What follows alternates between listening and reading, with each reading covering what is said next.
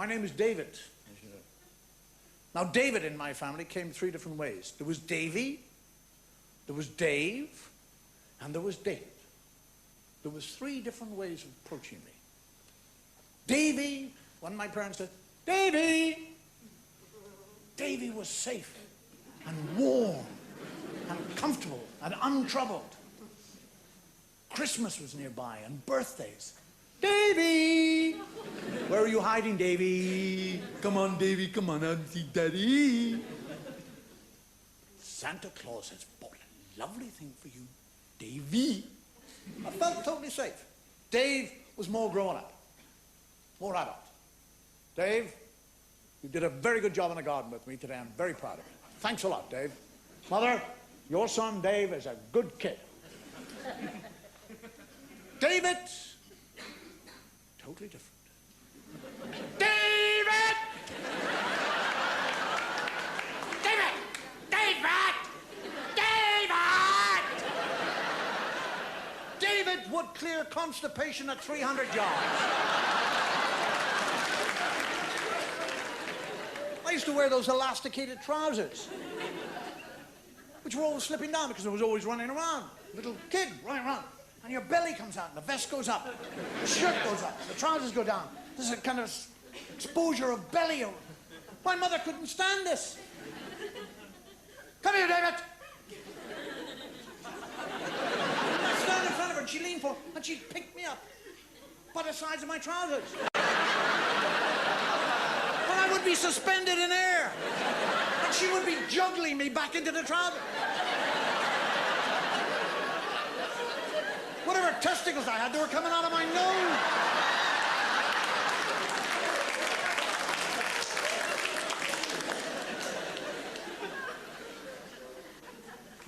My legs are legs that do not hold up socks.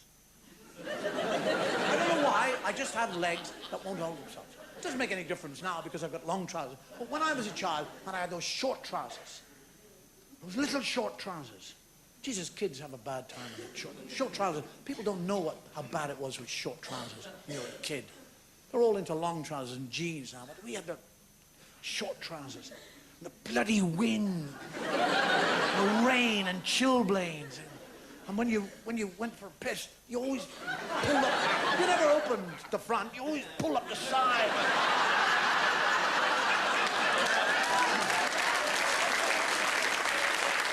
Always little dribbles all down your leg.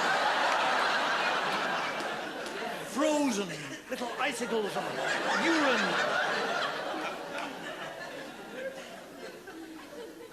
But my legs, the socks, they always used to I'd pull them up. And for some reason or other, this used to drive my mother absolutely bananas. Pull up your socks. Pull them up. Don't walk around with your socks like that. Pull them up. And I'd pull them up, and 2 minutes later, pull them up. I did. No, you didn't. If you had to pull them up, they'd be up. She went out and made garters. She made garters that were half the circumference of my leg.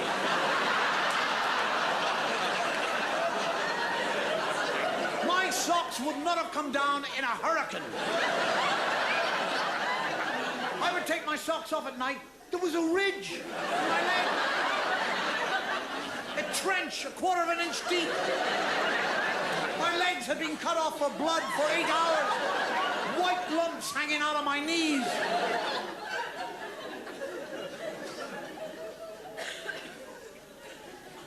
And all that, the flattening of head.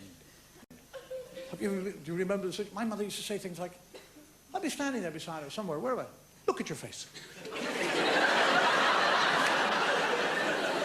She'd actually say that and mean things like that. Look at your face. When I do it, I go.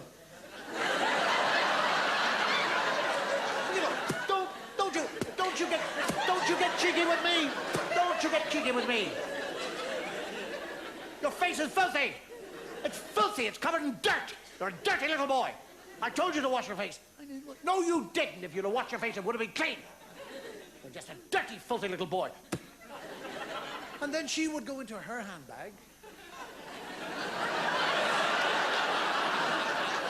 around and come out with a handkerchief, a mucus-covered handkerchief that has been sitting in there for years.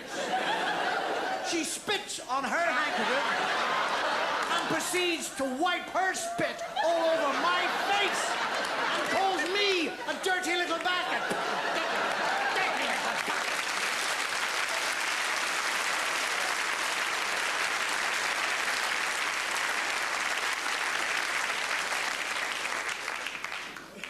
Living in Ireland, I had a series of Irish spinster aunts, Roman Catholic.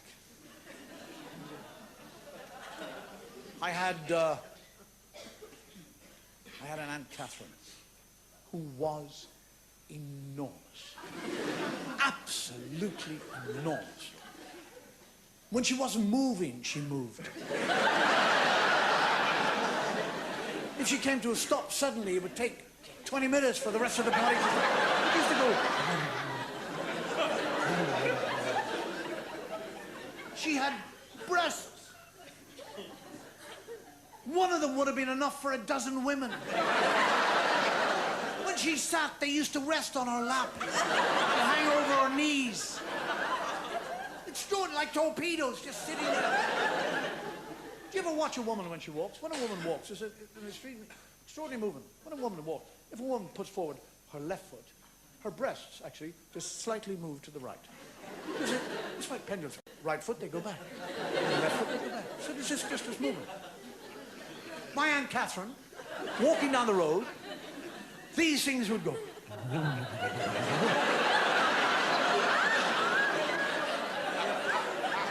And they'd reach this point, and they'd come back at a greater speed. And they would just go backwards and forward. I used to follow her down the road. There would be pedestrians being knocked into the bloody water. And when she sat down, her arse was so enormous, it would displace the dress. I mean, she'd sit down, the dress would be here, she'd sit down, and whoom, it would be up. And she had those big, long knickers that they used to wear. Those ones with the elastic right down there. In Ireland, we used to call them wrist breakers. You get your hand in there, you couldn't get it out again, the blood would just die. Auntie Eileen was the nearest thing to an anorexic elbow you have ever seen. And she drank maybe 2 bottles of sherry a day. I mean, I didn't know this because I was unaware of it. I was aware of that kind of sweet smell. She was skinny. She had myopic eyes and a moustache. She had a moustache. Now, women will never say that other women have got a moustache. I used to say to my mother, she has a moustache. She hasn't got a moustache. Stop that, she's drunk. Why doesn't she shave it like Daddy? Shut up. And she had 1 tooth. I mean, it was an extraordinary image. I'd come into the house and she'd go, hello, Daddy. Hello, Daddy. Come over and give your Auntie Eileen a kiss.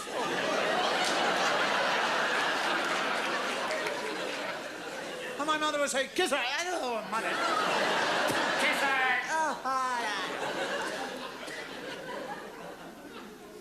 and I had an Aunt Sissy. Cecilia, she's called Sissy. And Aunt Sissy had a nervous tick in her cheek. Now, this tick was caused by 2 things. 2 things would activate this tick. I have to go back a little bit. We had a dog called Foxy. He was an old mongrel dog. And in the 16 years of his life, he had never been laid.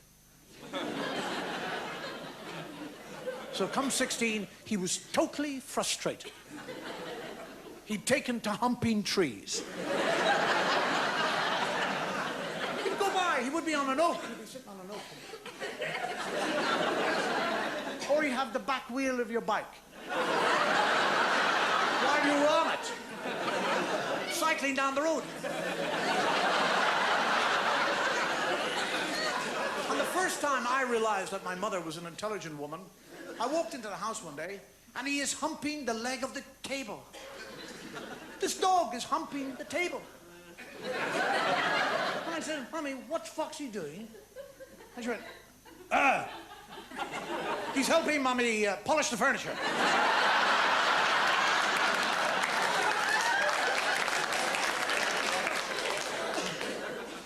But he also loved Aunt Sissy's leg.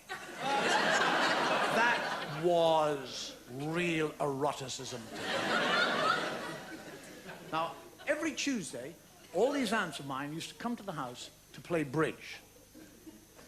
Now, the dog was aware of this. Monday night, he used to be standing behind the door.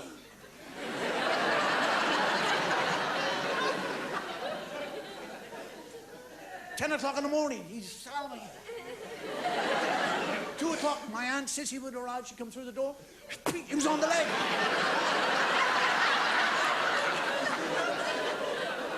And she was a good Catholic. She used to ignore it totally. She'd walk around the house going...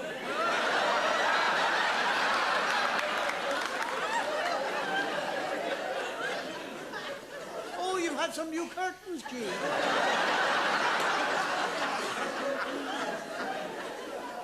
But he was on the leg and the tick was going. And the other time the tick was started was when they were playing cards. They used to play bridge, then they'd have tea, and then the real reason why they were there, game. And I'm telling you, these old biddies would cut your throat at Coast. I mean, real hard poker players, every one of them. And they would sit and play poker. And if Aunt Sissy got a good hand, the tick would stop.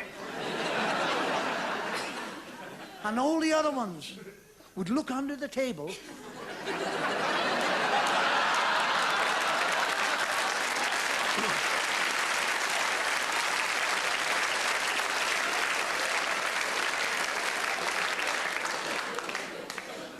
And if the dog wasn't there, they'd throw their hands in. The poor old bitch never won a hand in her life.